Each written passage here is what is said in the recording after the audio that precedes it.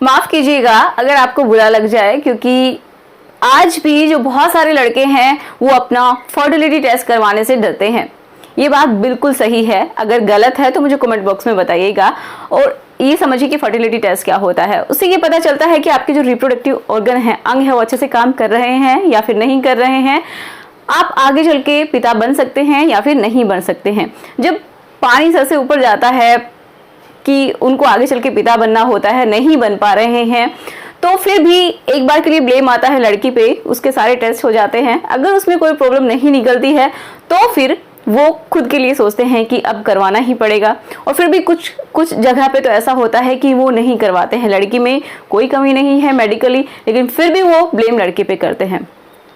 बहुत सारे ऐसे हैं, सबको नहीं बोल रही हूँ, तो ऐसा होता है।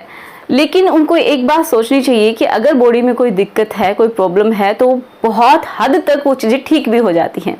तो आज हम मेनली इसी के बारे में बात करेंगे कि कुछ ऐसे पुरुष होते हैं जिनके अंदर वो जो कमी है उनको महसूस होती है कि ये कमी मेरे अंदर है, उनको पता है, लेकिन वो टेस्ट नहीं करवाते हैं। हो सकता है उस चीज़ का सोल्यूशन हो जाए, बहुत अच्छे से हो सकता है, लेकिन ये जो प्रेशर है ना, प्लीज़ इसको खत्म कीजिएगा, ताकि आप भी एक नॉर्मली अपने आप को समझे, अपनी बॉडी को समझे, एक सुपर पावर ना समझे कि हम तो गलत हो ही नहीं सकते या फिर हमारी बॉडी गलत हो ही नहीं सकती। देखिए, गलत कुछ भी नहीं होता है, लेकिन कुछ ना कुछ डिफेक्ट्स हो सकते हैं। हो सकता है आपके पैदा होने के साथ ही ये चीज़ें हुई हों, या फिर कोई आपको ट्रॉमा लगा हो, कोई चोट लगी हो जिसकी वजह से ये चीज़ें आ गई हों, तो उस चीज़ को आपको एक्सेप्ट करना पड़ेगा।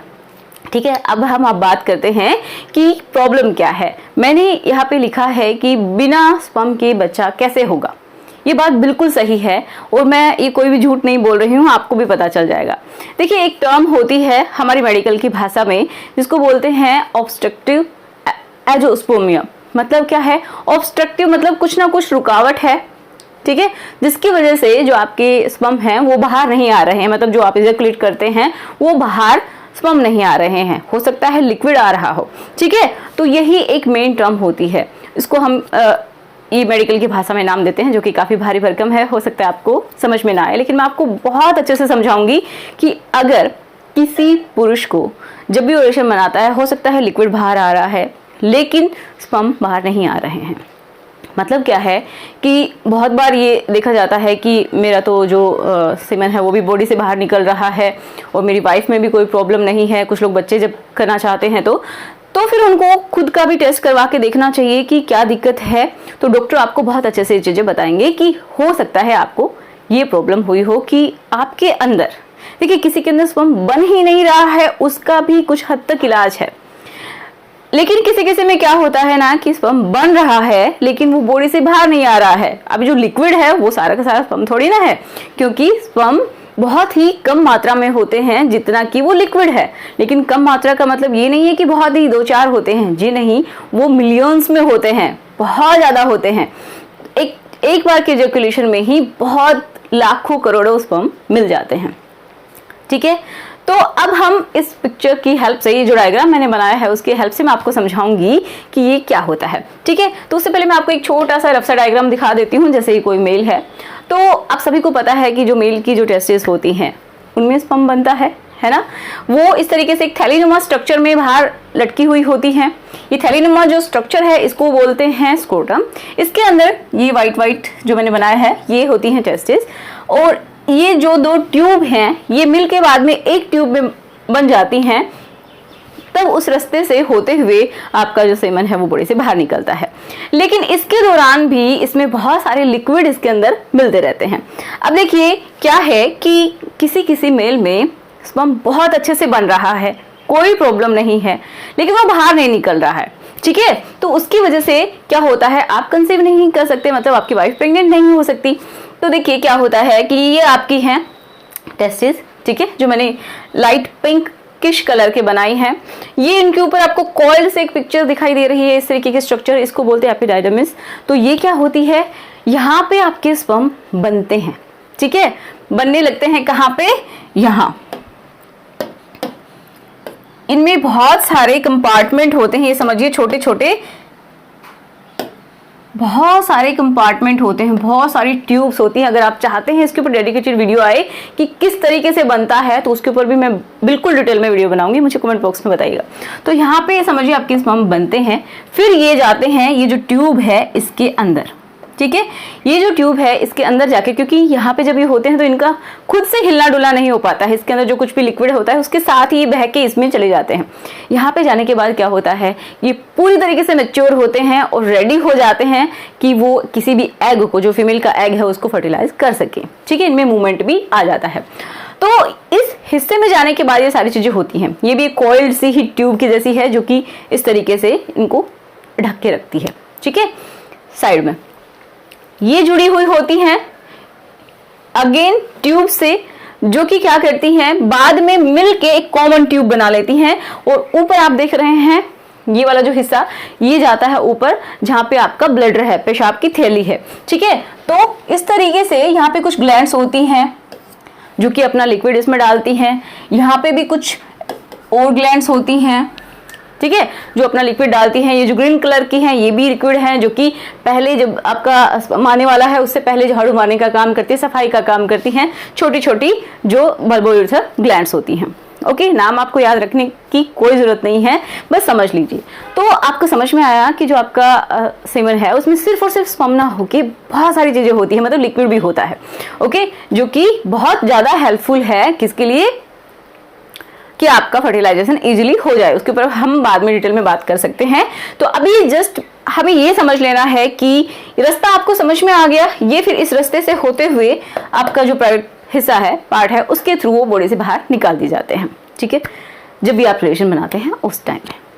तो अब प्रॉब्लम क्या होती है कि बहुत सारे लोगों में ये जो रास्ता है ना, ये रास्ता, ये जो ट्यूब्स हैं, इनमें कोई परमानेंट ब्लॉकेज हो। ये हो सकता है जब आप पैदा हुए हो उसी टाइम से आपके इन ट्यूब्स के अंदर ब्लॉकेज आ गया हो, या फिर आपको कोई ट्रॉमा लगा हो, कोई चोट लगी हो, जिसकी वजह से या तो इनमें कोई कट लग गया हो, किसी भी तरीके का डैमेज अगर इन ट्यूब्स में हो गया है, इस रास्ते में यहाँ पे कोई भी दिक्कत हो गई है, तो भी क्या हो जाता है, आपका जो लिक्विड है वो तो बाहर निकलता है, लेकिन स्पर्म बाहर नहीं निकलते हैं।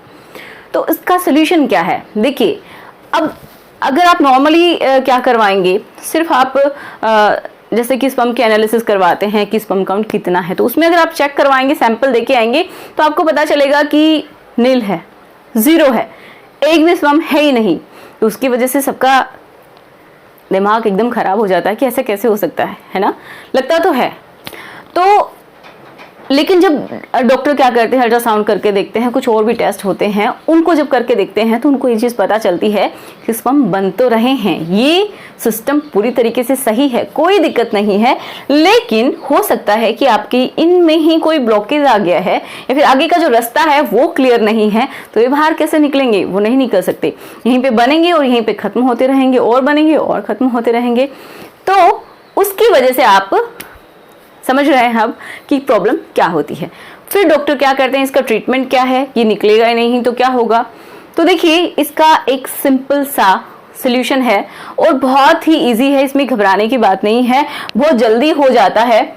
क्या कि एक टर्म आपने पढ़ी हो, अगर मेरा वीडियो देखा है आपने टेस्ट ट्यूब बेबी वाला, तो आपको पता चलेगा ICSI, ICSI ये करते हैं। इसमें क्या करते हैं कि जो फीमेल है, ठीक है, फीमेल से लेते हैं उसका अंडा, ओके, जो भी फीमेल है उससे लेते हैं उसका अंडा, एंड जो मेल है उससे लेंगे उसका स्पर्म। अब यही तो प्रॉब्लम है, इसको कैसे लेंगे। तो इसको लेने के लिए भी एक समझिए एक प्रोसीजर होता है, एक सर्जरी होती है। अब सर्जरी के नाम से आपको घबराना नहीं है, क्योंकि एक बहुत ही छोटा सा माइन्यूट सा कट लगता है, उसकी हेल्प से, उस कट की हेल्प से क्या करते हैं, यहाँ पे जैसे एक छोटा सा कट लगा दिया, ठीक है। कट लगाने के बाद क्या करेंगे, यहाँ से आपके जो स्पर्म हैं, हेल्दी स्पर्म, उनको ले लिया जाएगा, ठीक है। वो आप लेके और फिर क्या करेंगे, आप नहीं करेंगे, सॉरी, डॉक्टर करेंगे लैब में बहुत अच्छी जगह पे।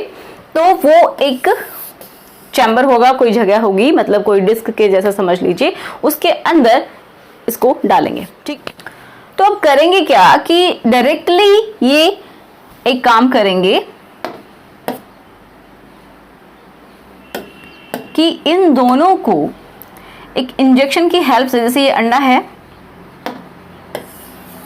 है फीमेल का, तो एक इंजेक्शन की हेल्प से सीधा ही क्या करेंगे, इसके अंदर डाल दिया जाएगा, इसके न्यूक्लियस को इसके अंदर डाल दिया जाएगा, मतलब इसका जो मटेरियल है वो इसके अंदर छोड़ दिया जाएगा। समझ रहे हैं? तो इससे क्या होगा कि आपका एग, मतलब जो अंडा और स्पर्म है मिलके क्या बनाएंगे, एक कोशिका बनाएंगे जिसको बोलेंगे जाइगोट, पहली कोशिका, जिससे कि बच्चा बनता है। ठीक है, फिर उसके बाद तो जो प्रोसीजर है, अगर आप चाहते हैं उसके ऊपर भी वीडियो बनाना तो बिल्कुल मैं आपके लिए बनाऊंगी, मुझे बताइएगा। ठीक है, तो ये एक टेक्निक होती है जो कि आईवीएफ में भी करते हैं। अगर आपको आईवीएफ के ऊपर वीडियो चाहिए, पहले का है, अगर आप न्यू चाहते हैं बिल्कुल, तो उसके ऊपर भी हम वीडियो बना सकते हैं। तो आपको समझ में आया होगा कि ये प्रॉब्लम क्या होती है। तो इस चीज़ से आपको घबराना नहीं है, किसी का प्रेशर आपको फील नहीं करना है कि कौन क्या कहेगा, आपको अपने बारे में सोचना है, आपकी बॉडी के बारे में आपको पता होना चाहिए। बहुत सारे लोग बहुत तरीके के कमेंट्स करते हैं, लेकिन हमारा एक ही मकसद होता है कि एक अवेयरनेस अपनी बॉडी की होना, क्योंकि समाज में जो अवेयरनेस फैलती है, जो हम अपने वीडियोस के थ्रू ऐसे टॉपिक्स के ऊपर बात करते हैं जिनके ऊपर एक लड़की तो बात नहीं करना चाहेगी। और मैं खुद एक गांव से बिलोंग करती हूँ, तो मेरी वीडियो बहुत सारे लोग देखते हैं। अगर ये गलत होता तो मैं क्यों करती? ठीक है, मेरे भी पेरेंट्स हैं, मेरे भी भाई बहन हैं, सब हैं। तो इसका मतलब यही है कि आप लोगों के बीच एक अच्छा नॉलेज शेयर करना, जिसके ऊपर बहुत ही कम लोग बात करते हैं, खुल के बात नहीं की जाती है, चाहे मेल हो या फिर फीमेल हो, मैं दोनों के ऊपर ही वीडियोस बनाती हूँ ताकि आप सबकी हेल्प हो सके। और किसी चीज़ की अगर टाइम से हमें पता चल जाए, उसकी अवेयरनेस हो, तो हम उसका इलाज करवा सकते हैं, है कि नहीं? ठीक है, तो मिलते हैं नेक्स्ट वीडियो में। So thanks for watching. बस अपना सपोर्ट, अपना प्यार हमेशा मेरे साथ बनाए रखिएगा, और सो गुड बाय।